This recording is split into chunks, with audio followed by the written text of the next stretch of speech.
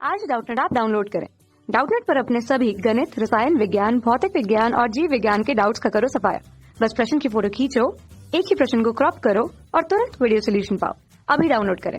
Hello friend, इस प्रश्न में दिया गया है कि एक संधारित्र सी, एक परिवर्ती प्रतिरोधक आर और एक बल्ब जो है चित्र में अनुसार हमें दिशते परिपथ में एसी मीन्स के साथ सैनिकम में जोड़े दिए गए हैं।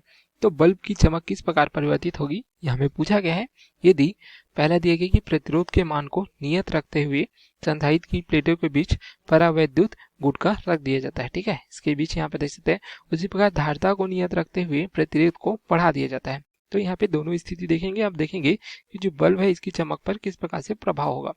अब यहाँ पे प्रश्नानुसार हमें दिया गया, देख सकते हैं प्रत्यावर्ती स्रोत के साथ जोड़ा गया है। तो मान लीजिए हम जो स्रोत की ऊर्जा को VRMS से प्रदर्शित करते हैं, अर्थात जो स्रोत की ऊर्जा है इसका वर्गमाध्य मूल मान लेते हैं। तो यहाँ पे जब धारा प्रवाहित होगी तो धारा के RMS मान को हम इस प्रकार से दर्शा सकते हैं, ठीक है। तो धारा के प्रवाह के लिए हमें अवरोध प्राप्त हो जाता है C तथा L के सिरों के बीच, लेकिन यहाँ पे C दिए गए तो यहाँ पे हमें क्या प्राप्त होगा, केवल जो है इस प्रकार से धारती प्रतिघात 1C प्राप्त हो जाएगा, ठीक है। इस प्रकार से जो है प्रतिरोधक लगा हुआ है, ठीक है, जो परिवर्ती है इस प्रकार से दिए गए। उसी प्रकार मान लीजिए बल्ब का जो प्रतिरोध हम जो है R' से दर्शाते हैं, तो कुल प्रतिरोध क्या हो जाएगा, जिसे हम R1 से दर्शाएंगे तो यही प्राप्त हो जाएगा दोनों प्रतिरोधों का योग R धन R' क्योंकि सैनिकम में जुड़ जाते हैं, ठीक है। अब यहाँ पे 1C भी प्राप्त हो रहा है, तो यहाँ पे परिपथ के हमें क्या प्राप्त हो जाएगा, प्रतिबाधा प्राप्त हो जाती है, ठीक है, जो धारा के प्रवाह में संपूर्ण अवरोध होता है जिसे हम Z से दर्शाते हैं। तो यहाँ से हमें क्या प्राप्त हो जाएगा, R1 जो है कुल प्रतिरोध प्राप्त किया है जिसका मान इस प्रकार से है, तो इसका वर्ग होगा तथा यहाँ पे धारती प्रतिघात 1C का हमें वर्ग प्राप्त होगा, जहाँ पे 1C जैसे हमने बताया धारती प्रतिघात को दर्शाता है जिसका मान क्या प्राप्त हो जाता है, 1/ओमेगा गुणित C। ओमेगा जो है कोणीय युक्ति को दर्शाता है जिसका मान हमें 2πf के बराबर प्राप्त हो जाता है। तो ये हमें इस प्रकार से सूत्र प्राप्त हो जाता है। अब जो है प्रतिबाधा का मान हमें जब प्राप्त हो जाता है तो यहाँ से हम क्या मान ज्ञात कर सकते हैं, यहाँ से हम जो है धारा का मान ज्ञात कर सकते हैं। तो धारा का वर्ग माध्य मूल मान IRMS देखे तो क्या प्राप्त हो जाता है, VRMS स्रोत की ऊर्जा का RMS मान बटे Z के बराबर, ठीक है। इस प्रकार से हमें प्राप्त हो जाते हैं। अब देखिए क्या दिया गया है कि प्रतिरोध के मान को नियत रखते हैं, अर्थात R के मान को हम क्या रखते हैं, यहाँ पे नियत रखते हैं।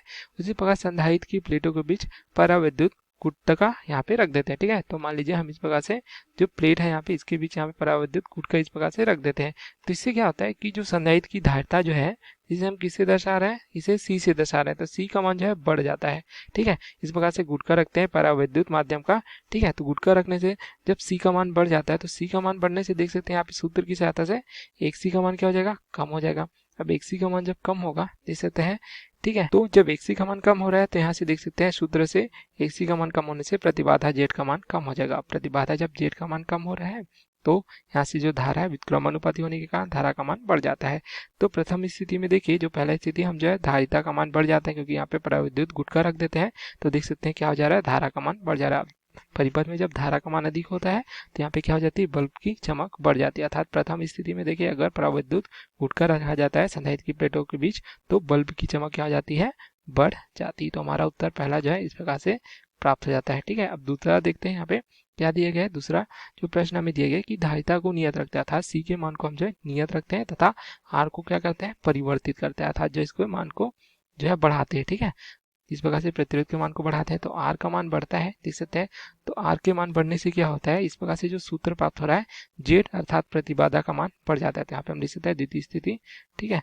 तो यहाँ पे लिखेंगे द्वितीय स्थिति के लिए अगर R का मान बढ़ता है तो यहाँ से प्रतिबाधा Z का मान भी बढ़ जाता है, जैसा हम देख सकते हैं सूत्र की सहायता से। अब Z का मान जब बढ़ता है तो यहाँ से जो सूत्र प्राप्त हो जाता है IRMS बराबर VRMS बटे Z से, जैसे हमने बताया R का मान बढ़ने से प्रतिबाधा Z का मान बढ़ता है तो धारा का मान क्या हो जाता है, कम होता है। अब जब परिपथ में धारा का मान कम होगा अर्थात कम धारा प्रवाहित होगी तो क्या हो जाएगी, बल्ब की चमक क्या हो जाएगी, यहाँ पे जो है घट जाएगी। तो बल्ब की चमक घट जाती है जैसा हम देख सकते हैं। अर्थात प्रतिरोध का मान बढ़ाते हैं जब संधारित्र की धारिता का मान जो है नियत रखते हैं तो बल्ब की चमक जो है घट जाती है। तो हमारे दोनों उत्तर इस प्रकार से प्राप्त हो जाते हैं जो हम इस प्रश्न में पूछे गए थे।